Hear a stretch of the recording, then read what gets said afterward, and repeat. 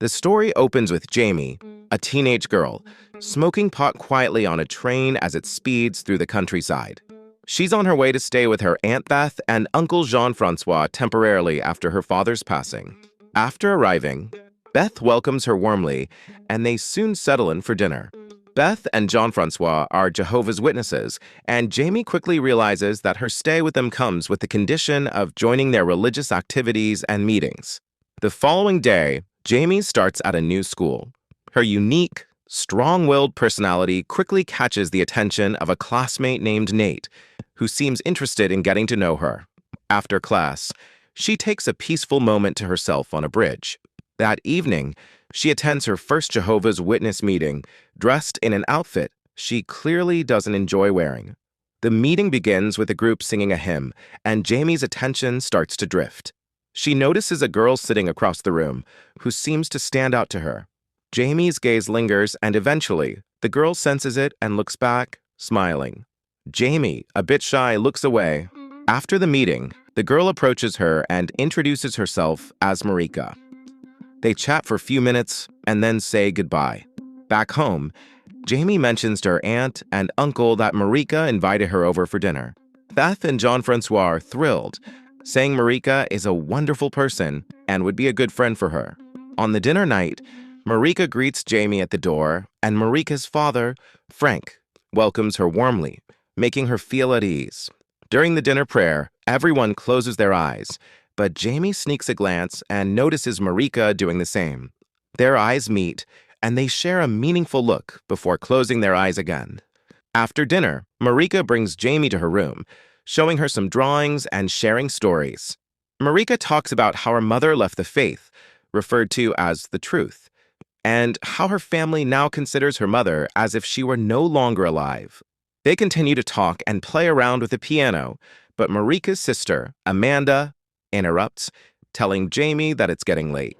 On the way home, Jaime can't shake off what Marike shared, so she asks her aunt about it. Beth explains that in their faith, those who leave are considered disfellowshipped, meaning no one is allowed to contact them, including family. At school, Nate invites Jaime to hang out and smoke, and in their relaxed conversation, she opens up about moving in with her aunt and uncle to give her mom space after her father's death. Later, Marike takes Jaime to a museum where her brother-in-law works as a guard. Marike, who loves art, shows her a painting of Jerusalem during the crucifixion. Jaime asks if it's related to their faith, but Marike says it isn't, and the two discuss more about their beliefs. The next scene shows Jaime back at the bridge, flipping through a Jehovah's Witness magazine.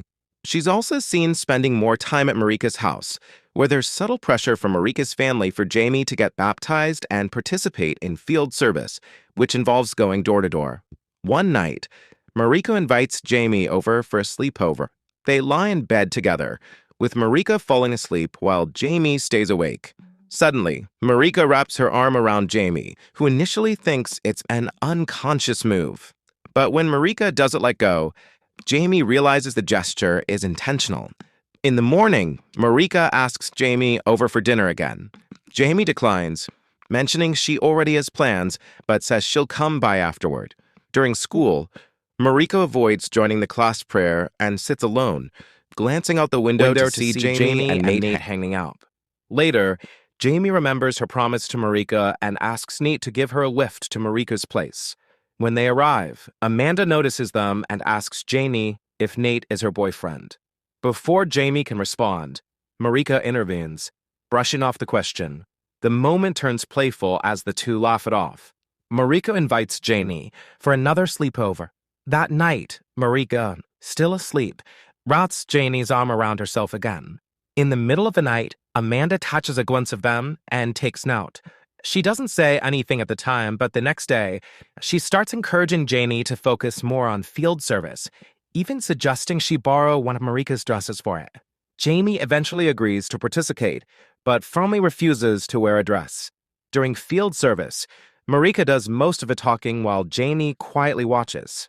The man they talk to isn't interested, but he still accepts a magazine and donates a little cash, which Marike takes as a small victory. Jaime becomes a regular presence at Marike's home, where they spend time doing arts and crafts, hiking, and even brushing their teeth together. One day, Jaime receives a call from her mother, who tells her she's feeling better and that Jaime can return home.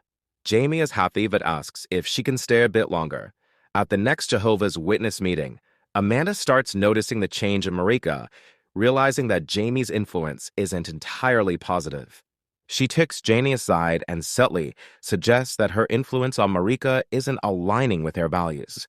Jaime's birthday comes, and it is her first birthday without her father, so she's feeling low. Nate surprises her with a small cake to cheer her up. Although Jaime isn't a Jehovah's Witness, she's been participating in their meetings and knows that birthdays aren't celebrated in their faith. As she enjoys her cake, Marike and Amanda pass by and see her. Amanda quickly reports this to Beth and Jean-Francois, who schooled Jaime for celebrating her birthday, which they see as disrespectful to their beliefs. Jean-Francois tells Jaime she needs to respect their faith if she wants to continue her friendship with Marike and stay in her home. Jaime reluctantly agrees to the conditions set by her aunt and uncle, but, being a straightforward person, tells them directly that if they truly wanted her to leave, they should have just said so. Their conditions make Jaime anxious, especially when she sees Marike approaching. She worries that maybe they're no longer allowed to talk unless it's during a Bible study or related to Jehovah's Witness activities. But Marike reassures her, denying this restriction and, in a subtle gesture, gives Jaime a small meteorite as a present. Jaime is touched and says she loves her. As they continue talking, Jaime tells Marike that her mother has called and wants her to come home. However, Jaime doesn't want to leave, and Marike expresses the same feelings. Their conversation ends with Marike inviting Jaime to attend a Bible study, and Jaime agrees. During the Bible study, Marike secretly rubs her pinky finger against Jaime's thumb, a subtle but meaningful gesture. When the study ends, Marike walks Jaime home. Just before they reach the house, Marike stops Jaime and asks her to pray with her. Though it feels strange to Jaime, she agrees, closing her eyes as Marike requests. As Marike's prayer ends, she leans forward and gives Jaime a sudden kiss on the lips. She acts as if nothing happened, leaving Jaime startled. Confused but exhilarated, Jaime decides to go to Nate's place instead of heading home. She confides in him about the kiss and what she did to maintain her relationship with Marike. Nate is surprised but finds it exciting, expressing his support. Jaime and Marike go on their next field service together. Jaime tries to hold Marike's hand, but Marike pulls away, saying that there are boys in a congregation who have shown interest in them. Marike suggests that the four of them should go out together sometime, mentioning that her father wouldn't mind.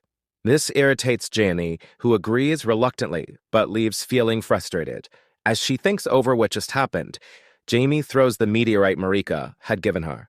Later, on movie night, Marike, Marc-Olivier, and Simon pick Jaime up. During the drive, Marike, sensing Jaime's frustration, makes amends by reaching over and holding her hand. Once they arrive at the cinema, Marike gestures for Jaime to follow her. They sneak to the restroom, and Marike locks them both inside a stall. Overwhelmed by her feelings, Marike asks Jaime to turn around. As Jaime complies, Marike hugs her tightly, and they hold each other in a quiet moment of closeness before returning to their seats. On the drive home, Marike continues to show her affection, laying her head on Jaime's shoulder. The two boys seem oblivious to what's happening between Jaime and Marike. When they reach Jaime's house and drop her off, she forgets her scarf in the car. Marike follows her to return it, and this moment alone gives them the chance to release their emotions fully.